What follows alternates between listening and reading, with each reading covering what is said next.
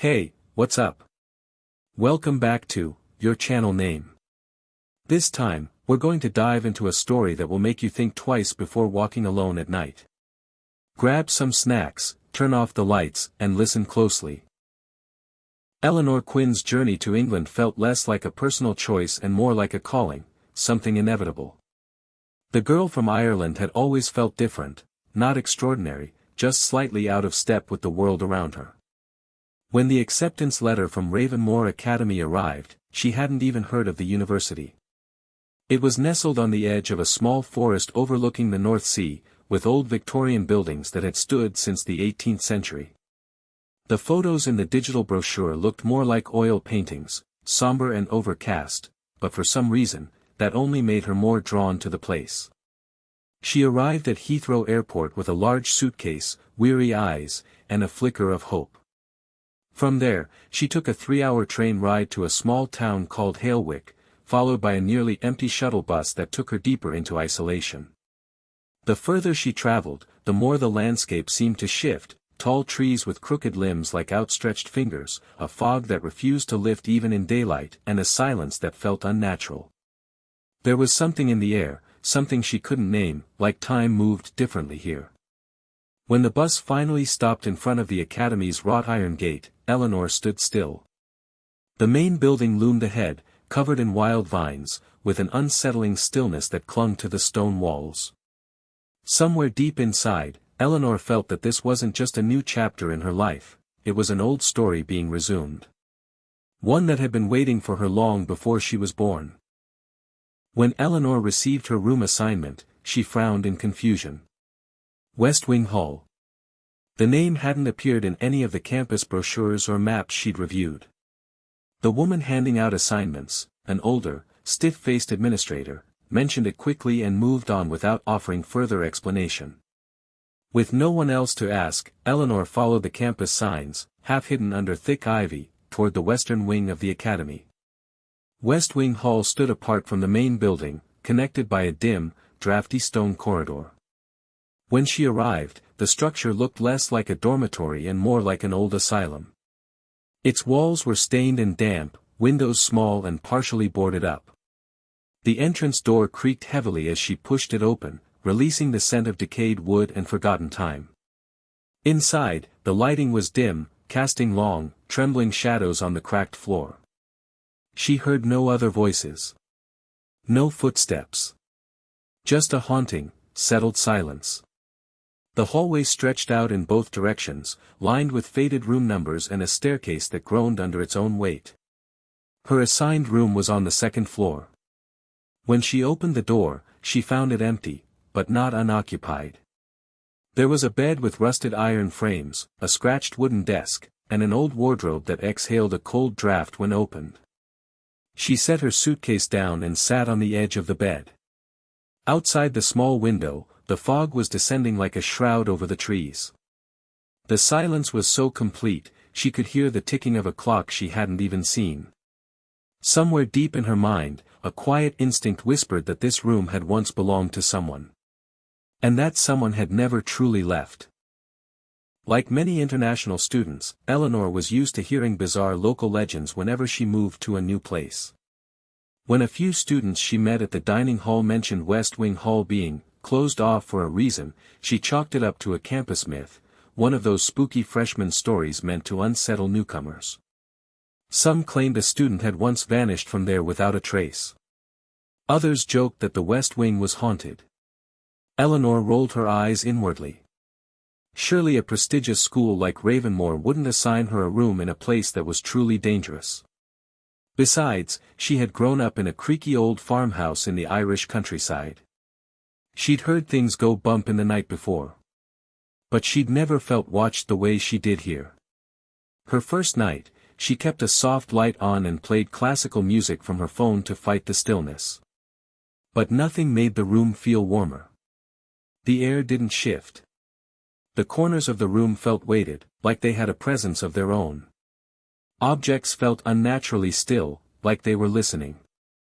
Eleanor convinced herself it was just exhaustion. The long journey, the stress of moving, the anxiety of starting something new. But deep inside, a primitive voice had already started to whisper, "Something is wrong with this place." The smell hit her as soon as she opened the door. Not mildew or rot, but something stronger, wet, aging wood and damp earth, like an old cabin sealed shut for decades. Yet, oddly enough, there was no visible water damage. The floorboards were dry. The ceiling showed no signs of mold. But the smell clung to everything, like it was part of the room's very structure. She tried to open the small window, hoping to air it out, but the latch was rusted shut. No matter how much she pushed or pulled, it wouldn't budge. Frustrated, she placed her suitcase in the corner and opened the wardrobe to unpack. Inside, she found nothing but a series of scratches, long, erratic gouges on the inside of the door. Not scribbles. Not symbols. But deep, angry claw marks, like something had been trying to get out. A chill ran through her. She shut the door firmly and tried to dismiss the unease. She lit a lavender-scented candle she'd brought from home, hoping to drown out the musty air, but the scent barely masked it. It was as though the room rejected anything new, clinging to its old, stale self. When the sun dipped low and shadows stretched across the wooden walls, the flickering candlelight created shapes that seemed to move with minds of their own. Lying in the stiff bed, Eleanor pulled the blanket up to her chin and closed her eyes. Beneath the heavy silence, a thought began to grow in her mind. This room wasn't just old. It was aware. And it wasn't sleeping. The next morning, pale daylight crept through the narrow window and Eleanor stirred from an unrestful sleep. Her dreams had been fragmented and dark, filled with falling sensations and muffled crying. She couldn't remember details, only emotions, panic, sorrow, and something that felt like morning. Stretching, she turned toward the wall beside her bed, and froze. Carved faintly into the wall were dozens of small symbols. Not paint, not mold, actual etchings. Circles overlapped with jagged lines. Zigzags converged at points that resembled eyes. Crude, humanoid figures with raised hands and hollow faces. The patterns were almost invisible in dim light, but in morning sun they told a silent story. Eleanor stepped closer, her fingertips grazing the carvings. The wall felt colder than it should. As her fingers traced one of the loops, she felt an unnatural sensation, like the wall was breathing beneath her touch. She yanked her hand back instinctively, her skin tingling. Logic tried to take control. Probably just some occult-obsessed student's idea of art, she thought. Nothing more. But then, she stepped back and viewed the markings from a different angle. The shapes aligned. They formed a face. A girl's face. Eyes shut, mouth wide open in a silent scream. Eleanor swallowed hard. She didn't know who this girl was. But something deep inside her said, this was only the beginning. The second night in West Wing Hall felt heavier than the first. Eleanor had spent the day walking around the campus, hoping sunlight and distraction would dull the tension that clung to her since the discovery of the strange carvings. But even under the cloudy afternoon sky, the academy grounds didn't feel any brighter. The trees seemed to lean inward as if listening. The wind, though quiet, always whispered from the wrong direction. By the time she returned to her room, a dull headache pulsed at the base of her neck. She turned on the small desk lamp, carefully avoiding the carvings on the wall as if afraid they'd catch her glance again. She tried to read, but the words kept blurring together. Her thoughts drifted, always circling back to the wardrobe. It sat in the corner, heavy and silent. She hadn't opened it since the first day, and the memory of the scratches inside made her stomach twist. Around midnight, when she was half asleep, she heard it. Faint at first. Just a soft shuffle. Then a long, dragging scratch, like nails across wood. It came from inside the wardrobe. She froze. The room was still. Her candle had burned out. Her phone screen had dimmed. There was no wind, no footsteps above or below. Only that sound. A low, deliberate scratching, Too slow to be from a mouse, too steady to be random. She didn't move. Didn't breathe. Just listened. After what felt like hours, the sound stopped. But she didn't sleep. Not even when the sky outside turned gray. The next morning, Eleanor forced herself to believe it had been an animal. It was an old building, after all. Rats, squirrels, even bats, any of those were better explanations than the one her imagination kept feeding her. She dressed quickly, splashed cold water on her face, and told herself she would check the wardrobe just once, just to prove there was nothing there. She opened the doors slowly, heart racing. The air inside was colder than the rest of the room. The scratches were still there. But something was different. They weren't the same pattern. The old jagged claw marks had shifted. Some were new. Some were deeper. And most disturbingly of all, they now traveled downward, like something had been trying to escape from within rather than being trapped inside. At the bottom of the wardrobe, she noticed a faint smear. It was dark. Almost black. She didn't touch it. The scent was sharp, like rust and earth. She closed the wardrobe again. Hard. Suddenly, rats didn't feel like such a satisfying explanation anymore. She decided she wouldn't tell anyone. Not yet. Because even if she did, how could she explain the feeling that came over her when she looked at the scratch marks? A sense that they were not random, but deliberate. Made with purpose. With fury. Later that same day, Eleanor was brushing her hair in front of the small square mirror that hung above the sink. The glass was old, smudged and clouded, but still usable. As she pulled the brush through her damp hair, something strange caught her eye.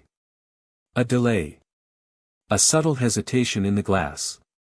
At first, she thought it was her imagination. She tested it. Raised her left hand. The reflection followed, but a fraction too late. Blinked her eyes. Again, a beat behind. Not every time, but often enough that her skin began to crawl. She leaned in, narrowing her eyes. Her reflection did the same, but there was something off about the expression. Like it was copying her without understanding the emotions behind the movements. As if it was trying to mimic her, not be her. She turned away quickly, heart pounding. The mirror suddenly felt like a door, and she was afraid of what might be on the other side. She covered it with a scarf and didn't look at it for the rest of the day. That night, the dreams returned. She was no longer falling, nor running through darkness.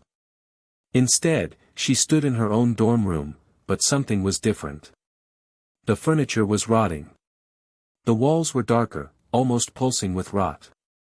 And there was weeping, soft, choked sobs coming from within the wall.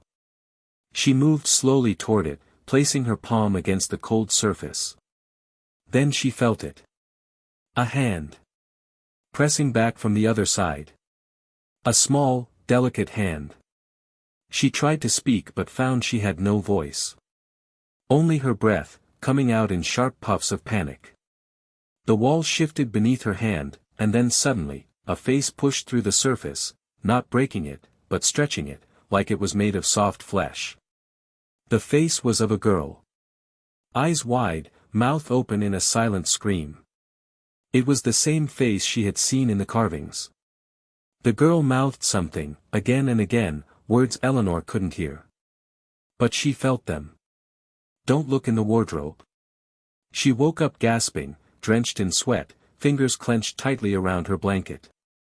Outside, the fog hadn't lifted. It never lifted. Desperate and disturbed, Eleanor decided she had to talk to someone. Anyone. She returned to the building where she had received her room key on the first day, the administration office. She remembered it clearly, tall arched windows, heavy wooden doors, a front desk manned by a pale woman with a strict demeanor.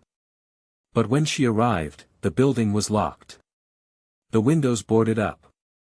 The halls dark and dusty. She circled around, searching for any sign of use, but the place looked abandoned for years.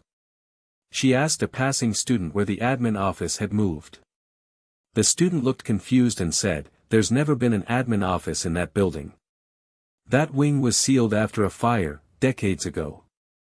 Eleanor didn't argue. She just stood there, heart cold and heavy. Because she remembered it. She remembered the smell of the room. The woman's voice. The way the key was slid across the desk. And now, it was like none of it had ever happened. The morning after she discovered the administration office never existed, Eleanor found a small envelope beneath her door. It hadn't been there the night before. No sound had woken her. No one had knocked. The envelope was yellowed and brittle, as if it had been sitting in an attic for years. Her name was written on the front, not printed, but handwritten in looping, old-fashioned ink. Inside was a single photograph, black and white, and frayed at the edges. It depicted a group of young girls standing in front of the West Wing Hall. They wore uniforms similar to hers, though dated by at least 70 years. Their faces were serious, unsmiling. The kind of expressions children wore in old photos, when holding still for the camera was more important than looking happy. But one face stood out. A girl in the back row, standing slightly off-center. Her eyes seemed too wide. Her posture too tense. And unlike the others, her face was partially blurred, not from motion, but as though it had been erased. On the back of the photo, in the same cursive handwriting, were 4 words.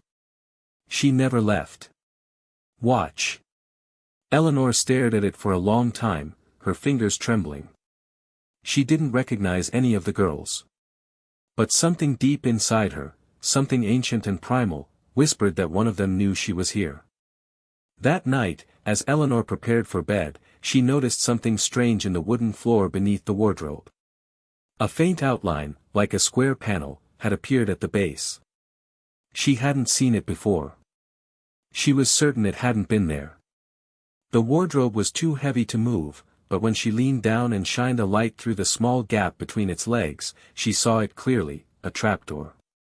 The wood was older than the rest of the flooring, warped and stained. The edges were carved with the same symbols she had seen on the wall days earlier. But now they seemed to pulse in the flashlight's beam. She didn't try to open it. Not yet. But she couldn't ignore the growing certainty that this door, hidden, forgotten, was meant for her. That it had waited for her.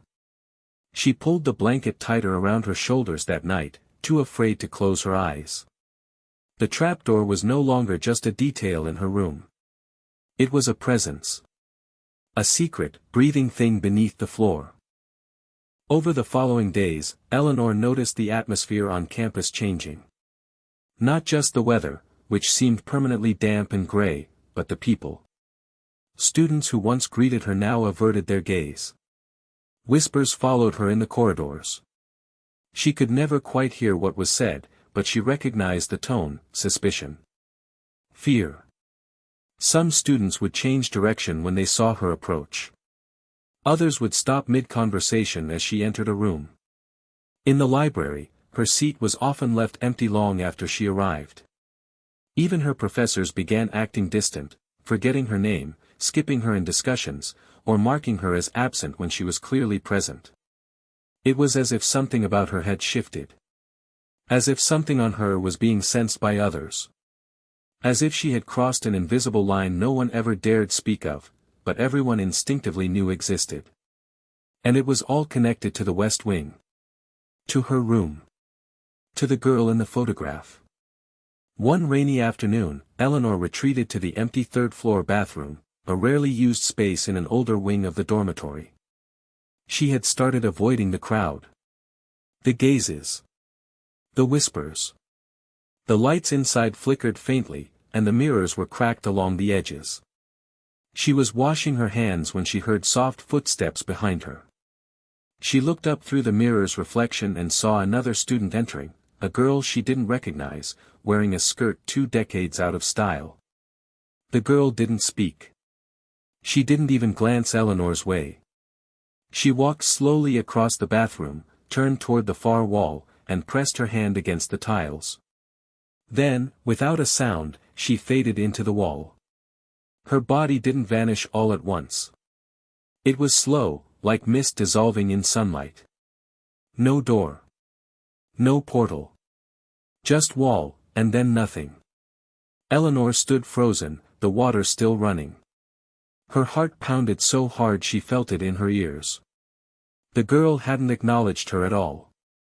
It was like watching a memory replay itself. And yet, she had seen it with her own eyes. Flesh and bone swallowed by stone. Determined to understand what was happening, Eleanor began searching through the school archives, deep in the library's restricted basement section. Most of the books were crumbling, their spines falling apart.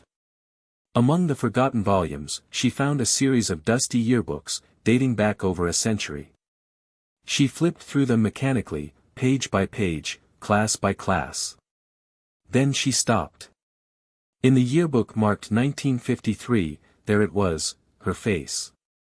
Her name. Eleanor Whitmore. Posed in the same way as her current student ID photo. The same tilt of the head. Same somber expression. Her body turned ice cold. She checked it again and again. The date didn't change. Neither did the image. Somewhere above her, the floor creaked. Her photo had been printed in a yearbook over 70 years ago. And now she was here again. In the same school. In the same room. It wasn't a coincidence. It was a loop. And she had no idea how to break it. That night, Eleanor awoke to a soft, wooden creak echoing through her room. The kind of sound that didn't belong to shifting floorboards or rustling sheets. It came from beneath her, low, deliberate, and ancient. As she sat up, the room remained cloaked in shadow. Her lamp refused to switch on, no matter how many times she flicked the knob. Only the moonlight spilled across the floor, pale and cold. That's when she saw it. The trapdoor beneath the wardrobe was open. Just slightly. A fraction of an inch. But enough. Enough to reveal the thick darkness yawning underneath. She hadn't touched it. She hadn't moved the wardrobe. But now, the thing was ajar, like something below had finally grown tired of waiting. Like it had chosen to breach the threshold on its own. From that gap came a faint odor, earthy and metallic, like rusted blood soaked into wet soil. And with it, the unmistakable feeling of being watched from below. She didn't sleep the rest of the night. The following nights brought no peace. No matter where she went, classrooms, corridors, even the garden, there was a constant hum just beneath the edge of her hearing. A low murmur, indistinct but persistent. It wasn't until she returned to her room and sat in silence that she finally made out the words. Her name. Whispered slowly. Over and over again. Eleanor. Sometimes softly, like a lover's breath. Other times harsh and hoarse, like the final rasp of a dying man. The voices came from beneath the floor, threading their way up through the trapdoor's seams. She pressed her ear against the floor once, driven by a mix of dread and curiosity. The voice was clear. Immediate. Close. It said. Come back down. She recoiled so fast she hit the dresser behind her. But she could no longer deny it. Something below knew her. Something remembered her. And it wanted her return. The next morning, a leather-bound journal sat on her desk. Its cover was cracked and brittle, held together by a thin strap of faded twine. She hadn't seen it before. No one had been in her room. The door had remained locked all night. Inside the front cover was a name written in the same elegant cursive as the photo envelope, Clara Norwood, 1953. The entries started innocently. Notes about daily routines, friendships, complaints about strict teachers. But as the pages turned, the tone shifted. Clara began describing strange dreams, vanishing students, and a growing sense that the school was watching her. Near the end, her handwriting changed. It became frantic, broken. Words slashed into the page. She wrote about the West Wing. About the trapdoor. And about someone named Eleanor, who had returned before the cycle was complete. The final entry read: "If she comes back, the doors will open again. Tell her not to follow the voice." Later that same day, Eleanor reached into her coat pocket to retrieve her keys, only to feel something small and sharp. She pulled it out. It was a rusted school pin, identical to the current ones issued to first-year students, but aged, oxidized, and speckled with something dry and dark. Blood. There was no explanation for how it got there. She hadn't worn this coat in days. She certainly hadn't picked anything up from the ground. What disturbed her most, though, wasn't the blood or the age of the item. It was the name scratched crudely into the back of the pin with something jagged. Clara. That evening, as dusk swallowed the sky and the shadows of the room stretched long and thin, Eleanor stood in front of the mirror. For a moment, everything seemed normal. Her posture. Her expression. Then, her reflection blinked, out of sync. She froze. Her heart clenched. She raised her hand. The reflection delayed. She turned slightly.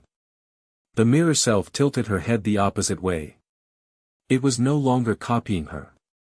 It was studying her. The face looked like hers. The same features. Same hair. But the eyes, they were colder. Empty. And they smiled. Eleanor stumbled backward, knocking over her chair. The reflection stood still for a moment, then turned and walked away out of frame, as though there were a hallway on the other side of the glass. But there was only a wall. And silence. Eleanor had drifted into a shallow, uneasy sleep, if it could even be called that. The air in her room had grown heavy, the kind of stillness that pressed on the chest like invisible hands. Around 3 a.m., she awoke with the distinct feeling that she wasn't alone.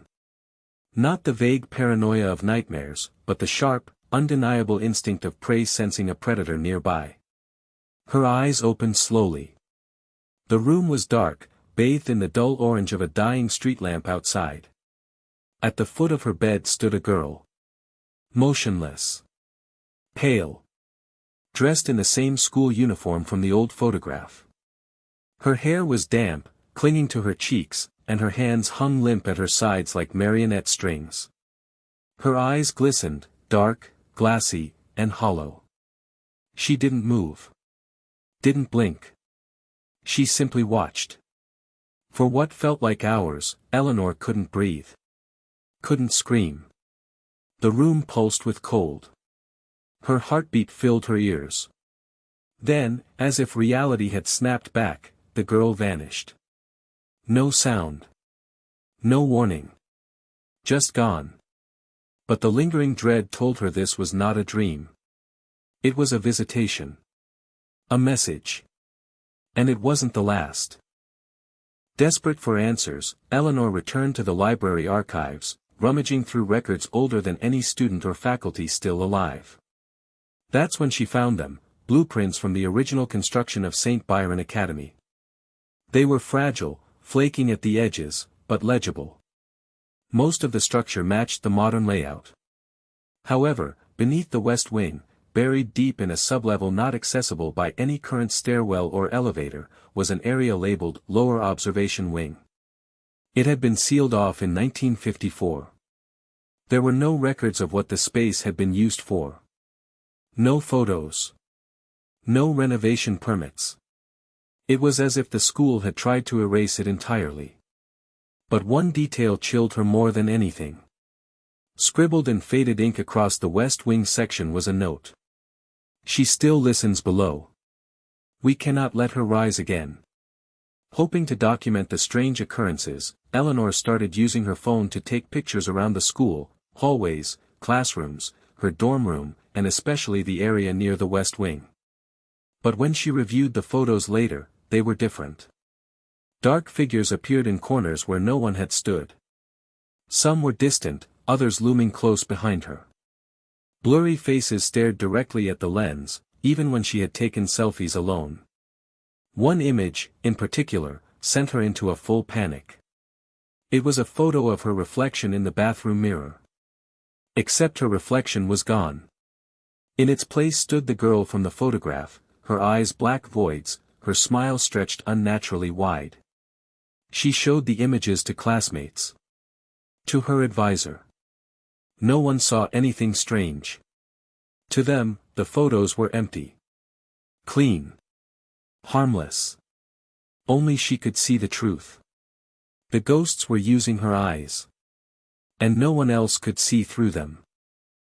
A week later, an envelope was slid under her door once more. This one was newer, stamped with the school's official seal. Inside was a single folded letter, written by a faculty member Eleanor vaguely recognized, Professor Aldwick, an older man who taught ancient history and rarely interacted with students. The note was short, hurried, and written in uneven ink, as if his hand had been shaking. "You're too close. The girl marked you. We failed in 1953. Don't open the door beneath the bed. If you do, she will return through you." 2 days later, Professor Aldwick was gone. His nameplate removed. His office emptied. The administration claimed he had taken a sudden leave due to illness. No one mentioned him again. As though he had never existed. It started subtly, her shadow lagging half a second behind as she moved. She noticed it in passing, thinking it was a trick of the light. But soon, it grew worse. The shadow no longer mirrored her. It watched her. In her dorm, when she turned away from the window, her shadow remained fixed, facing it. In the hallway, she would catch glimpses of it moving after she had stopped. One night, she stood before the mirror, backlit by her desk lamp, and raised her arms. The reflection obeyed. But the shadow behind her did not. It tilted its head in the opposite direction. Slowly. As if examining her. Then it took one step forward. Independent. Intentional. She screamed, but the sound seemed swallowed by the room. The lamp flickered, and when the light returned, the shadow was gone. But she knew it hadn't left. It had simply merged with her. Driven by an urgent need to piece together the past, Eleanor returned to the records room and began comparing class rosters from different decades. But what she discovered felt impossible. Names that had once clearly appeared in the 1953 and 1954 class registers, including Clara Norwood, were now missing. Entire rows of student names had faded as though the paper had been selectively erased by time itself.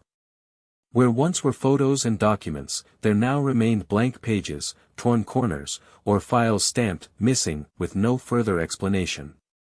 Even digital archives, once intact, were now corrupted or completely deleted.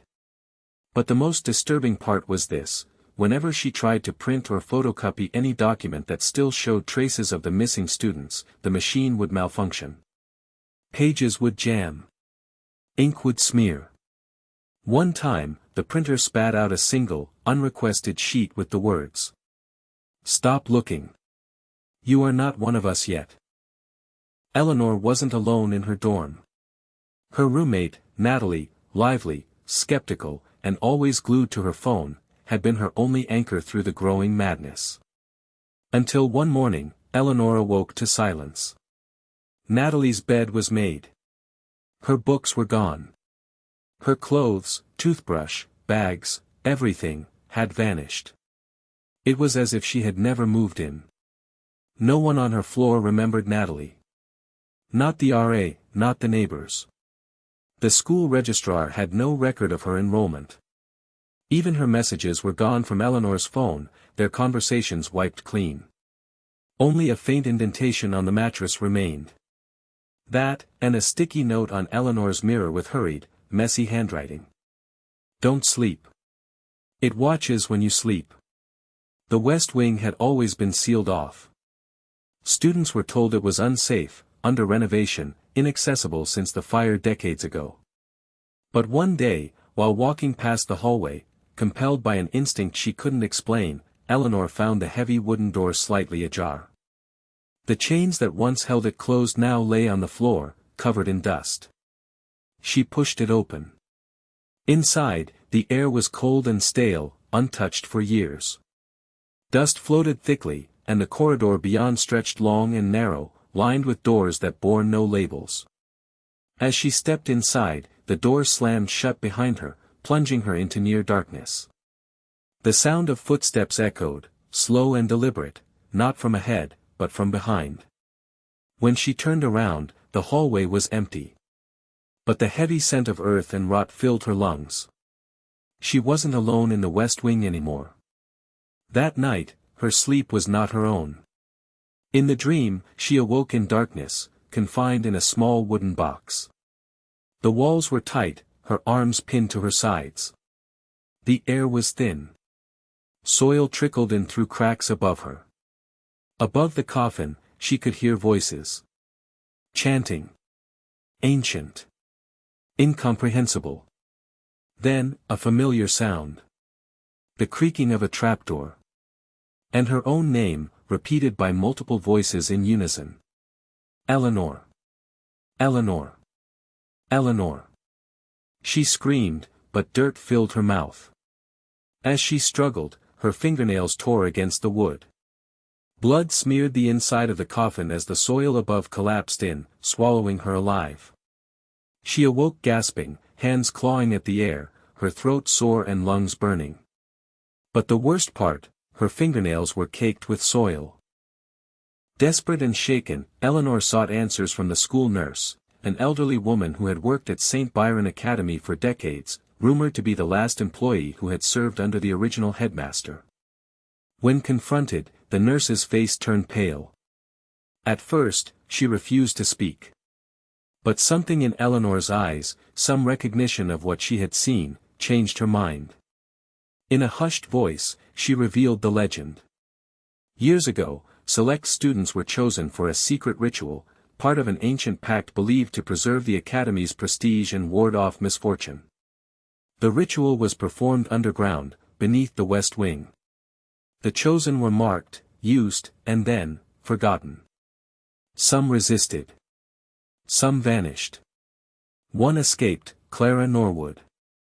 The ritual stopped when the West Wing was sealed after a mysterious fire. But the nurse warned Eleanor, with trembling hands. The pact was never broken. Just buried. And someone has been waiting ever since for a name like yours to return. Days after the nurse's warning, Eleanor began avoiding her reflection. Mirrors no longer offered comfort, only questions. But one afternoon, while passing through a seldom-used hallway behind the old chapel, a part of the school barely lit and mostly forgotten, she caught sight of herself in a tall, dust-covered mirror. Except it wasn't her. The girl staring back wore the same uniform, had the same features, but her expression was blank.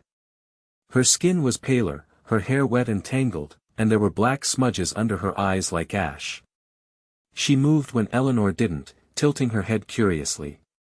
As Eleanor stepped back, the reflection leaned closer, placing a hand on the inside of the mirror as if pressing against invisible glass. Then, her mouth moved slowly. Silently. "Let me in." Before Eleanor could react, the lights overhead blinked out, and in the split second of darkness, the reflection smiled wide with rows of rotted teeth. When the light returned, the mirror showed only her own terrified face, normal again, but she knew it was watching from the other side. Compelled by the strange encounter in the hallway, Eleanor returned the next day. She searched along the walls, dusting behind framed portraits and loose bricks. Behind one of the oldest wooden panels near the chapel's baseboard, she heard a soft clink, metal against stone. She pried it open with trembling hands. Inside was an antique key, thick and cold, with the initials CN engraved into its shaft. It was wrapped in a yellowed paper, which read, "For Clara. Should the door open again, finish what we started." The key was heavy with history and dread. She didn't know what door it belonged to, but something deep inside her whispered that it was never meant to be found. Not by her. Not again. And yet, her fingers closed around it. Hidden behind a stack of discarded books in the attic above the faculty quarters, Eleanor discovered an old leather-bound journal. The name embossed on the front was almost erased by time, but inside, the entries were dated 1953. The writing described late-night meetings, candles, chanting, and symbols drawn in blood. It detailed an experiment cloaked in mysticism and desperation. The ritual wasn't to summon a spirit, but to trap one. A restless soul, bound to a host body to prevent it from spreading corruption through the school. The chosen girl, Clara, had been marked not to sacrifice, but to contain something ancient. But something had gone wrong. The final entry was smeared and incomplete. Only a few legible words remained. She escaped, host broken, found a way back. Eleanor realized, with horror, that the ritual hadn't just failed. It had fractured something. And now that fractured thing was looking for another body. That night, her dreams returned, more vivid than ever. But they weren't her own. She saw the world through Clara's eyes, hiding in the chapel, the cold stone under her knees, the desperate scribbling in the journal, and the agonizing scream as hands dragged her toward the basement. She felt Clara's fear, her rage, her helplessness. But most disturbingly, she saw herself in those dreams, standing over Clara like a reflection twisted in time. It was as if the boundary between their lives had begun to blur. She awoke drenched in sweat, hands clutching the journal that should have still been in the attic.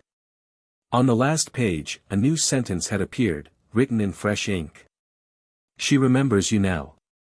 The following evening, Eleanor passed by the West Wing again, her steps cautious, her senses strained. The heavy door, once sealed and rusted, now creaked open slowly as she approached. A sound drifted out from the darkness beyond. Not footsteps. Not wind. A voice. Her name. Whispered. Over and over. From somewhere far beneath the school. Eleanor. Eleanor. Eleanor. It wasn't echoing. It was calling. Her hands trembled as she gripped the key marked CN.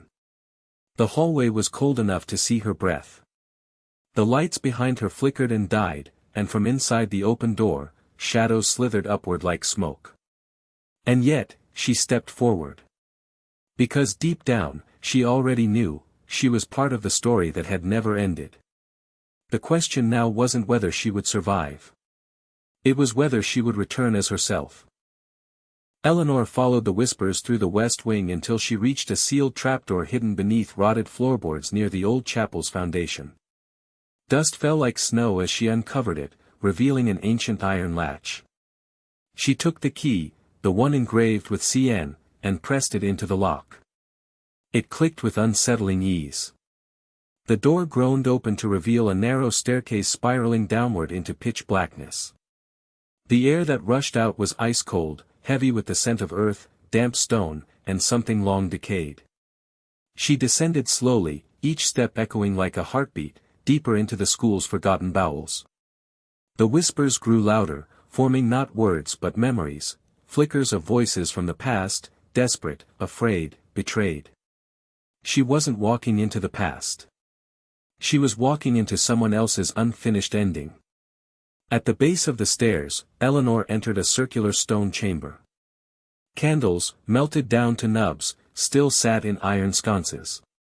The floor bore a faded ritual circle, blackened by soot. Scorch marks crawled up the walls like ancient veins. There were bones, small ones, partially buried in the dirt. A broken locket with Clara's name etched inside. And a mirror, shattered but still reflecting a flickering light despite the absence of flame. As Eleanor stepped into the circle, the air pulsed around her. She felt Clara. Not beside her, but inside her. As if their souls, tethered by trauma, were folding into one another. The chamber began to vibrate with whispers. Not from one voice, but dozens. Past students. Forgotten victims. Trapped echoes. All waiting. The truth came crashing in like a tidal wave. The ritual had never stopped. It had only paused, waiting for a suitable host. Clara had escaped, but not without cost. Part of what had been sealed away had latched onto her. That curse, whatever entity hungered for form, was unfinished. And now it had found Eleanor. She wasn't just researching history anymore. She was history repeating. The signs were all there, the dreams, the soil under her nails, the voices in mirrors, the fading records. Clara had fought it. Eleanor had walked into it. Willingly. Destined, perhaps. Now the question wasn't how to stop it. It was whether she would become the new prison, or the key to breaking the cycle. In a blinding flash, Eleanor collapsed in the center of the ritual circle. Her mind was torn open, flooded with images. Girls like her, from different decades. Each marked. Each isolated. Each chosen. She saw Clara, screaming inside the chapel. A girl from the 70s, dragged from her dorm. Another from the 90s, leaping from a window to escape the whispers. Each had tried to end the curse. Each had failed. Their faces blurred together like phantoms behind glass. But Eleanor was different. She had seen them. Heard them. Felt them. And now, they were inside her too. They didn't want to hurt her. They wanted her to finish what they never could. Eleanor awoke on the cold stone floor. The chamber glowed with a faint light. Candles she had never lit now burned steady and tall. She rose slowly. Calm. Steady. Changed. The voices had quieted. Not gone, but settled. Aligned. The ritual circle beneath her feet pulsed once, like a heartbeat. Something ancient had stirred again. Something aware. She no longer needed the journal. The past was within her now. As she stepped toward the mirror, no longer broken, her reflection smiled back. But it wasn't quite her. It was Clara. And yet, something more.